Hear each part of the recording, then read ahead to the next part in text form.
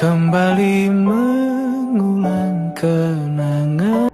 Nanda Roshita, seorang guru di SMA Negeri 4 Tanah Jambu Aye, Aceh Utara, gagal mengikuti ujian pendidikan profesi guru atau PPG secara daring pada 30 September 2025. Kegagalan tersebut disebabkan pemadaman listrik yang terjadi selama 3 hari di daerah tersebut. Dalam sebuah video yang viral di media sosial, Nanda mengungkapkan kesulitan yang dihadapinya saat mengikuti ujian di Kecamatan Senudon.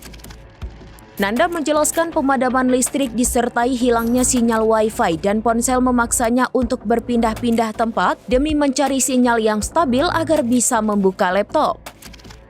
Namun hingga waktu ujian berakhir, ia tidak dapat menyelesaikan seluruh soal yang diberikan.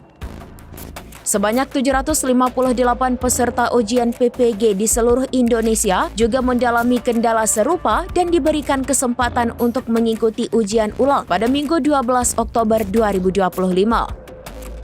Nanda berharap agar PT Perusahaan Listrik Negara dapat memastikan pasokan listrik yang stabil di Kecamatan Senudon saat ujian berlangsung.